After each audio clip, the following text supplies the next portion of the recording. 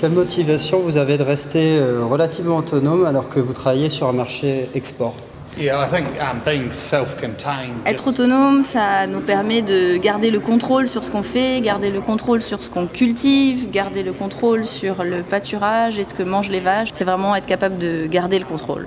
Sur le plan économique, ça fait sens aussi. Ça permet d'avoir globalement des productions à coût plus faible, de pouvoir juste avoir à déplacer les productions, ne pas être dépendant de l'extérieur. Même s'il y a quand même pas mal de pression pour essayer d'augmenter la production en utilisant vraiment toutes les surfaces pour la production.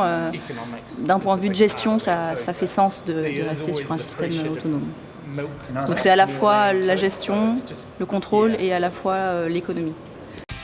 Ces dernières années, le pays a connu des épisodes de sécheresse.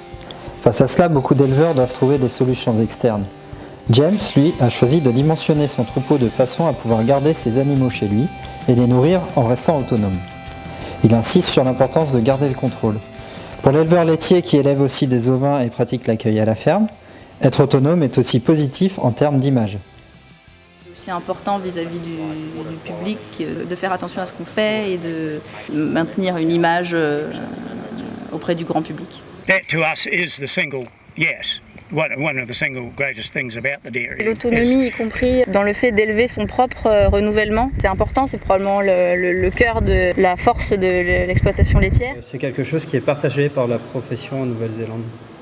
Oui, aujourd'hui les éleveurs savent qu'il est important de montrer qu'ils font les choses bien vis-à-vis du grand public, compte tenu de l'ensemble des critiques qu'il y a. Donc la prise en compte de l'environnement, c'est quelque chose qui est rentré dans les mœurs des éleveurs. Est-ce que c'est difficile d'être éleveur laitier en Nouvelle-Zélande aujourd'hui? Il y a de plus en plus de pression autour de la qualité des eaux, de l'environnement. L'élevage laitier est pointé du doigt et ça met de la pression sur les éleveurs. C'est à nous qu'il revient de faire les choses bien et de montrer qu'on fait les choses bien.